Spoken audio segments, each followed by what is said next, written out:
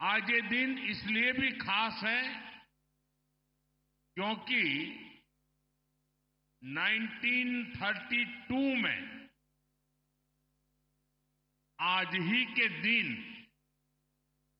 महात्मा गांधी जी ने अस्पृश्यता के खिलाफ अभियान शुरू किया था।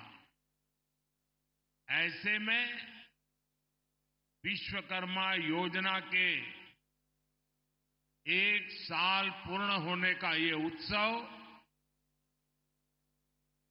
विनोबा जी की ये साधना स्थली, महात्मा गांधी जी की कर्मभूमि, वर्धा की ये धरती, ये उपलब्धि और प्रेरणा का ऐसा संगम है जो विकसित भारत के हमारे संकल्पों को नई ऊर्जा देगा। विश्वकर्मा योजना के जरिए हमने श्रम से समृद्धि, इसका कौशल से बेहतर कल का जो संकल्प लिया है, वर्धा में बापू की प्रेरणाएं हमारे उन संकल्पों को सिद्धि तक ले जाने का माध्यम बनेगी। मैं इस योजना से जुड़े सभी लोगों, देश भर के सभी लाभार्थियों को इस अवसर पर बधाई देता हूं। अलग अलग विभाग एकजुट हुए हैं, ये भी अभूतपूर्व है। देश के 700 से ज्यादा जिले, देश की 2.5 लाख से ज्यादा ग्राम पंचायत, देश के 5,000 शहरी स्थानीय निकाय, ये सब मिलकर इस अभियान को गति दे रहे हैं।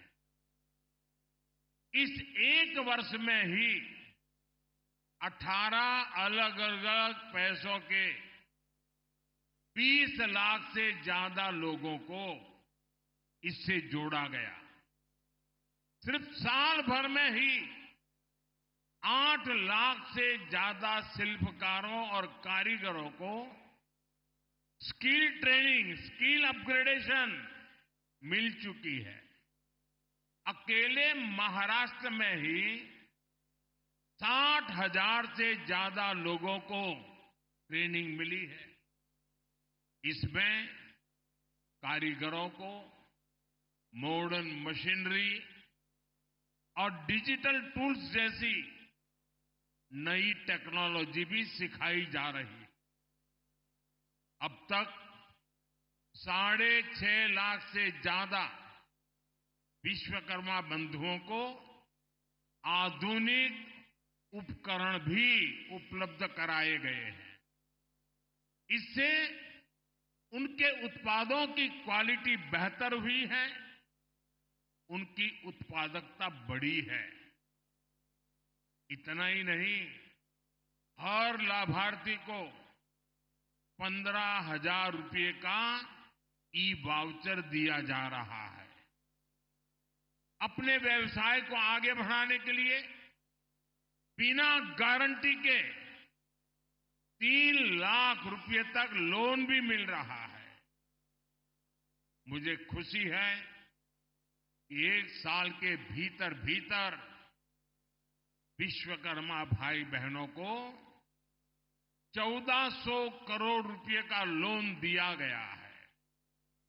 यानी विश्वकर्मा योजना हर पहलू का ध्यान रख रही है। तभी तो ये इतनी सफल है, तभी तो ये लोकप्रिय हो रही है। हमने वर्धा की इस पवित्र धरती को चुना क्योंकि विश्वकर्मा योजना केवल सरकारी प्रोग्राम भर नहीं है।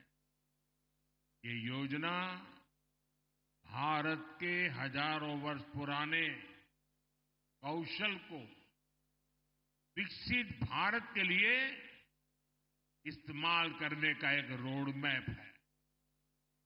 आप याद करिए, हमें इतिहास में भारत की समृद्धि के कितने ही गौरवशाली अध्याय देखने को मिलते हैं। इस समृद्धि का बड़ा आधार क्या था? उसका आधार था हमारा पारंपरिक कौशल। उस समय का हमारा शिल्प, हमारी इंजीनियरिंग, हमारा विज्ञान इस दुनिया में के सबसे बड़े वस्त्र निर्माता थे। हमारा धातु विज्ञान, हमारी मेटलर्जी भी विश्व में बेजोड़ थी। उस समय के बने मिट्टी के बर्तनों से लेकर भवनों की डिजाइन का कोई मुकाबला नहीं था। इस ज्ञान विज्ञान को कौन घर घर पहुंचाता था?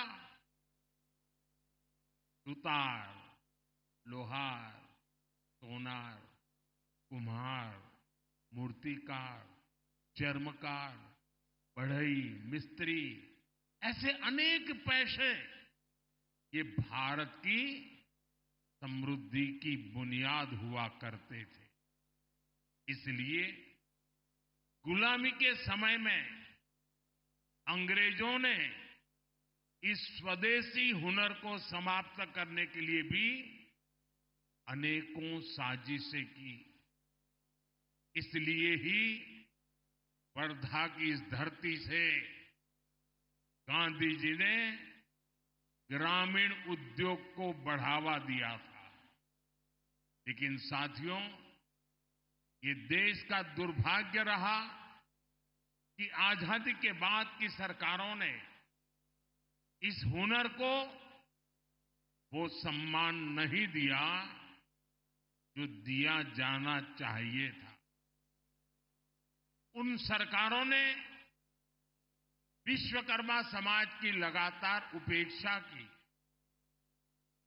जैसे जैसे हम शिल्प और कौशल का सम्मान करना भूलते गए, भारत प्रगति और आधुनिकता की दौड़ में भी पिछड़ता चला गया। साथियों, अब आजादी के 70 साल बाद हमारी सरकार ने इस परंपरागत कौशल को नई ऊर्जा देने का संकल्प लिया। इस संकल्प को पूरा करने के लिए हमने पीएम विश्वकर्मा जैसी योजना शुरू की। विश्वकर्मा योजना की मूल भावना है सम्मान, सामर्थ्य और समृद्धि, यानी पारंपरिक हुनर का सम्मान, कारीगरों का सशक्तिकरण और विश्वकर्मा बंधुओं के जीवन में समृद्धि, ये हमारा लक्ष्य है। विश्वकर्मा बंधुओं की चिंता की होती तो इस समाज की कितनी बड़ी सेवा होती। लेकिन कांग्रेस और उसके दोस्तों ने एससी, एसटी, ओबीसी को जानबूझ करके आगे नहीं बढ़ने दिया। हमने सरकारी सिस्टम से कांग्रेस की इस दलित पिछड़ा विरोधी सोच को खत्म किया है। पिछले 1 साल के आंकड़े बताते हैं कि आज विश्वकर्मा योजना का सबसे ज्यादा लाभ एससी, एसटी और ओबीसी समाज उठा रहा है।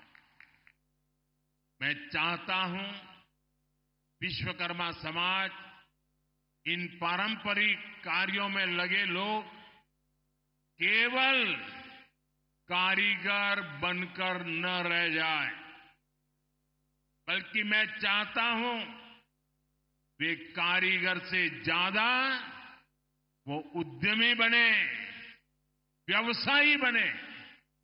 इसके लिए हमने विश्वकर्मा भाई बहनों के काम को एमएसएमई का दर्जा दिया है। वन डिस्ट्रिक्ट वन प्रोडक्ट और एकता मॉल जैसे प्रयासों के जरिए पारंपरिक उत्पादों की मार्केटिंग की जा रही है। हमारा लक्ष्य है कि ये लोग अपने बिजनेस को आगे बढ़ाएं। ये लोग बड़ी बड़ी कंपनियों की सप्लाई चेन का हिस्सा बने। इसलिए ओएनडीसी और जीईएम जैसे माध्यमों से शिल्पकारों, कारीगरों और छोटे कारोबारियों को अपना बिजनेस बढ़ाने में मदद का रास्ता बन रहा है। ये शुरुआत बता रही है जो वर्ग आर्थिक प्रगति में पीछे छूट रहा था, वो विश्व की तीसरी सबसे बड़ी अर्थव्यवस्था में अहम रोल निभाएगा। सरकार का जो स्किल इंडिया मिशन है, वो भी इसे सशक्त कर रहा है। कौशल विकास अभियान के तहत भी देश के करोड़ों नौजवानों की आज की जरूरतों के हिसाब से स्किल ट्रेनिंग हुई है। स्किल इंडिया जैसे अभियानों ने भारत की स्किल को पूरी दुनिया में पहचान दिलानी शुरू कर दी थी। और हमारे स्किल मंत्रालय, हमारी सरकार बनने के बाद हमने अलग स्किल मंत्रालय बनाया और हमारे जयंत चौधरी जी आज ये स्किल मंत्रालय का कारोबार देखते हैं। उनके नेतृत्व में इसी साल फ्रांस में वर्ल्ड स्किल्स पर बहुत बड़ा आयोजन हुआ। हम ओलंपिक की जो चर्चा बहुत करते हैं, लेकिन उस फ्रांस में अभी एक बहुत बड़ा आयोजन हुआ। इसमें स्किल को लेकर के हमारे छोटे छोटे काम करने वाले कारीगर और उन लोगों को भेजा गया था और इसमें भारत ने बहुत सारे अवार्ड अपने नाम किए हैं। ये हम सबके लिए गर्व का विषय है। ये हाई क्वालिटी कपास के उत्पादन का इतना बड़ा केंद्र रहा है। लेकिन दशकों तक कांग्रेस और बाद में महाअगाड़ी सरकार ने क्या किया? उन्होंने कपास को महाराष्ट्र के किसानों की ताकत बनाने की जगह उन किसानों को बदहाली में धकेल दिया। ये लोग केवल किसानों के नाम पर राजनीति और भ्रष्टाचार करते रहे। समस्या का समाधान देने के लिए काम तब तेजी से आगे बढ़ा जब 2014 में देवेंद्र फडणवीस जी की सरकार बनी थी। तब अमरावती के नांदगांव खंडेश्वर में टेक्सटाइल पार्क का निर्माण हुआ था। आप याद करिए, तब उस जगह के क्या हाल थे। कोई उद्योग वहां आने को तैयार नहीं होता था। लेकिन अब वही इलाका महाराष्ट्र के लिए बड़ा औद्योगिक केंद्र बनता जा रहा है। पहला नायक है तो वो है यहां का किसान। जब महाराष्ट्र का, विदर्भ का किसान खुशहाल होगा, तभी देश भी खुशहाल होगा। इसलिए हमारी डबल इंजन सरकार मिलकर किसानों की समृद्धि के लिए काम कर रही है। आप देखिए, पीएम किसान सम्मान निधि के रूप में केंद्र सरकार 6,000 रुपये किसानों के लिए भेजती है। महाराष्ट्र सरकार उसमें 6,000 रुपया और मिलाती है। महाराष्ट्र के किसानों को अब 12,000 रुपया सालाना मिल रहा है। फसलों के नुकसान की कीमत किसान को न चुकानी पड़े, इसके लिए हमने 1 रुपये में फसल बीमा देना शुरू किया है। महाराष्ट्र की एकनाथ शिंदे जी की सरकार ने किसानों का बिजली बिल भी 0 कर दिया है। इस क्षेत्र में सिंचाई की समस्या के समाधान के लिए हमारी सरकार के समय से ही कई प्रयास शुरू हुए थे, लेकिन बीच में ऐसी सरकार आ गई जिसने सारे कामों पर ब्रेक लगा दिया। इस सरकार ने फिर से सिंचाई से जुड़े प्रोजेक्ट्स को गति दी है।